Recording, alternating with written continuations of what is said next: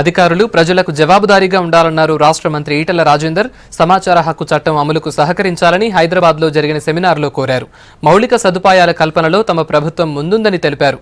రాష్ట్ర అభివృద్ధి కోసం ప్రజాప్రతినిధులు, మంత్రులు, కార్యకర్తలా పనిచేస్తున్నారన్నారు ఈటెల.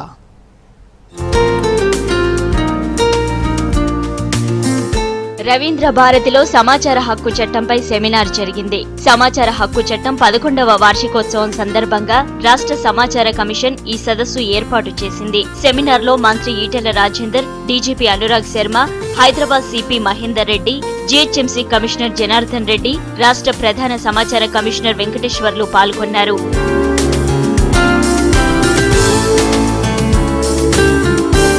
సమాచార హక్కు చట్టం అమలుకు ప్రభుత్వం పూర్తిగా సహకరిస్తుందన్నారు మంత్రి ఈటెల రాజేందర్. అధికారులు ప్రజలకు జవాబుదారీతనంగా ఉండేందుకు ఆర్బీఐ ఉపయోగపడుతోందన్నారు.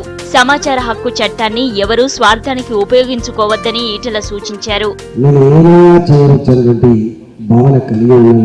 తప్పకుండా ఇలాంటి చట్టాలు మళ్ళీ వచ్చి నువ్వు సామాన్యుడివి, నువ్వు ప్రజలకు జవాబుదారీతనంగా ఉండవలసి ఎక్కడుందని చెప్పే చట్టాలు వస్తూ ఉంటాయి. అలాంటి చట్టమే ఈ ఆర్టీఐ యాక్ట్ అని చెప్పి నేను భావిస్తాను. ఆఫ్టర్ ఆల్ ఎవరు కూడా అతిథులు కాదు. వాస్తవంగా దేనికి కూడా మనం బాధ్యతాయుతంగా ఉండాలి తప్ప బాధ్యతారహితంగా ఉండడానికి ఆస్కారం లేదు. సమాచార హక్కు చట్టంపై అధికారులందరికీ అవగాహన వచ్చిందన్నారు DGP Anurag Sharma. Police department నుంచి ఆర్టీఐకి పూర్తి సహకారం ఉంటుందన్నారు. సామాన్య ప్రజలను ఎంపవర్ చేయడానికి సమాచార హక్కు ఉపయోగపడుతుందన్నారు Hyderabad CP Mahender Reddy. When a public servant is given a responsibility to perform a work, he should perform in true letter and spirit. And there should be no scope for anybody to question the intent and how it was done, or the, as they say, the method in which it was done.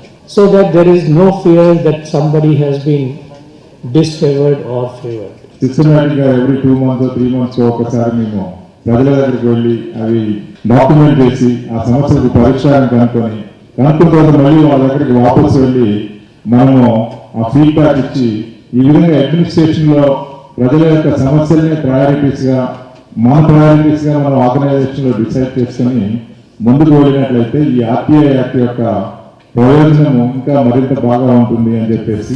అవినీతి పరులను బయటపెట్టడానికి ఆర్టీఐని ఉపయోగించుకోవాలన్నారు GHMC commissioner Janardhan Reddy.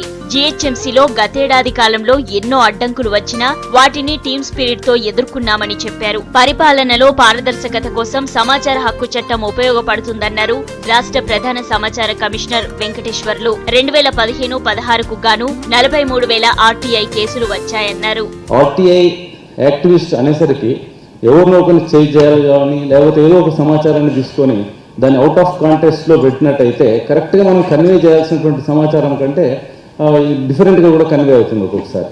So మనం ఆర్టీఐలో good breeds good, bad breeds bad.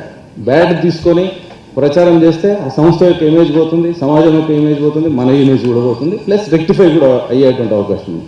ఈ RTI రావడానికి సమాచార హక్కు చట్టంలో సమిష్టి బాధ్యత అనేది ఈ సంవత్సరం ఎందుకు ఎంపిక చేసుకోవడం జరిగింది అంటే 11 సంవత్సరాల క్రితం అరుణారావు అనే ఐఏఎస్ అధికారిని కొన్ని ఎన్జిఓ సంస్థలు, అప్పటి పాలక ప్రతిపక్ష పార్టీలు, మిగతా అధికారులు అందరూ కూడా పారదర్శకతను కోరుకునే వాళ్ళు సమిష్టిగా పోరాటం చేసి ప్రభుత్వాలను ఒప్పించి ఈ చట్టాన్ని తీసుకురావడానికి కృషి చేసినారు.